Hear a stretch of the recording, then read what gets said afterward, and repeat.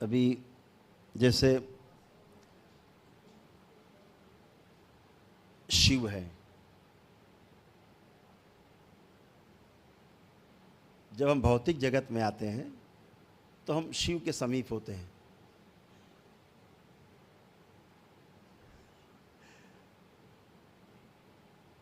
जब अभौतिक जगत की कल्पना करते हैं, उस ओर जाते हैं, तो शिव से महाशिव की यात्रा शुरू होती है।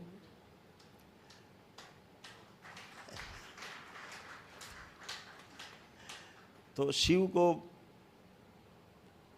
समझने के लिए पंचमुखी शिव को समझना आवश्यक है। ये शिव के 5 मुख हैं क्या? 5 मुख है ना। 5 मुख का मतलब है एक पूरब है, एक पश्चिम है, एक उत्तर है, एक दक्षिण है, एक ऊर्ध्व मुख है, इन चारों से हट के। तो ऐसा हम लोग विश्वास रखते हैं कि जब शिव ने इस भौतिक जगत में जीने के रास्ते बताए, व्यवस्था बताई, तो उसका नाम दिया गया तंत्र, शिव का तंत्र। और आपको ये जान के आश्चर्य होगा, वेदों से पहले से है ये तंत्र। वेदों की रचना आदिकाल में मानी गई है, शुरुआत में, उनसे भी पहले तंत्र है। जब से पुरुष है, जब से प्रकृति है, तब से तंत्र है, तब से व्यवस्था है। हर चीज़ व्यवस्था से गुजरी है, व्यवस्था में है, व्यवस्था में ही रहेगी। आपके बिगाड़ने से बिगड़ेगी नहीं, आपके बनाने से बनेगी नहीं। आप चाहें कि आप सेब के पौधे लाके यहाँ रोपें, सेब पैदा होगा? नहीं होगा, गुणवत्ता नहीं होगी, संख्या नहीं बढ़ेगी, क्वालिटेटिव क्वांटिटेटिव दोनों में फ़र्क आएगा, खाने योग्य नहीं होगा, आप नहीं कर सकते। तो जो शिव का तंत्र है आपको व्यवस्था बताता है। और ऐसी कथा है कि उन्होंने पार्वती जी को इसकी व्याख्या की उनके सामने।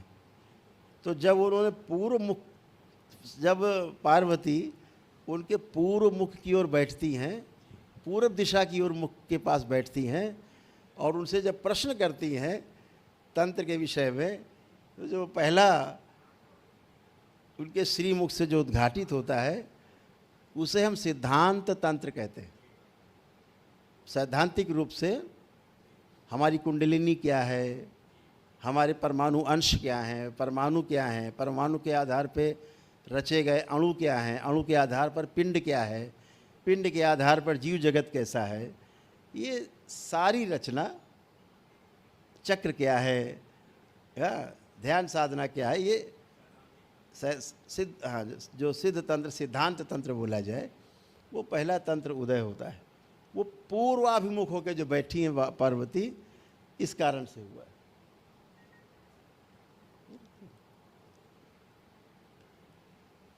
फिर बोले कि पश्चिम मुख की ओर बैठी पार्वती, तो कौन सा तंत्र व्याख्यायित किया शिव ने? तो वो अगध तंत्र है, उसे अगध तंत्र कहा गया। आयुर्वेद में अगध तंत्र की बहुत प्यारी व्याख्या है, यानी विषों की व्याख्या है, विष की। जहाँ विष के बारे में बताया गया है, जो प्राण हरने वाले विष हैं, सभी के प्राण हर लेते हैं, उन विषों के बारे में सारी जानकारी शिव ने दी पार्वती को, पूरी व्यवस्था के लिए, पूरी ब्रह्मांड के लिए।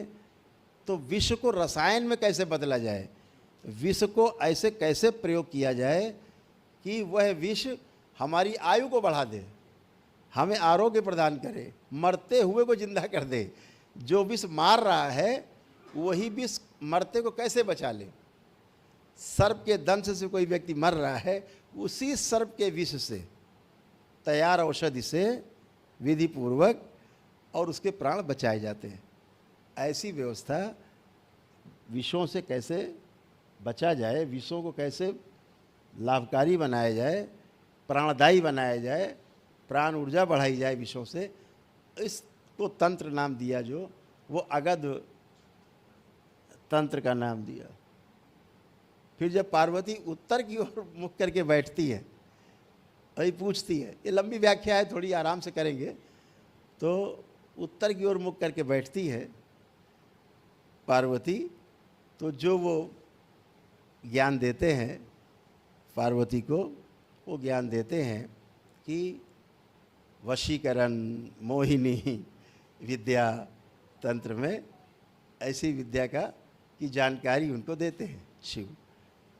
तो वो जब उत्तर की ओर बैठती है, तो जब दक्षिण की ओर उनको मुख है, उधर बैठती है, तो वो दक्षिण मुखी हो जो तंत्र है उसे अघोर तंत्र कहते हैं, जिसमें मारण, उच्चाटन है, तमाम विनाशकारी चीज़ों का उसमें शिव उल्लेख करते हैं। पार्वती को उसको ज्ञान देते हैं कि कैसे इसको होता है अघोर। तो बोलते हैं दक्षिण काली वहाँ महाकाली, माँ तारा, ऐसे त्रिपुर सुंदरी, ऐसे जितनी भी देवियाँ हैं, श्री 10 महाविद्याएँ हैं, जितना भी सारा सब सक्रिय हैं उसमें। तो शत्रु का नाश कैसे हो, क्या हो, ऐसे दक्षिण मुखी करके ज्ञान, ऐसे गणना है। इसकी विस्तार से चर्चा करेंगे कभी, साधकों के समक्ष पूरा और विस्तार से करेंगे। दरबार का ऑफिशियल चैनल करौली सरकार ईश्वरीय चिकित्सा विज्ञान केंद्र चैनल को जरूर सब्सक्राइब करें। नमः शिवाय।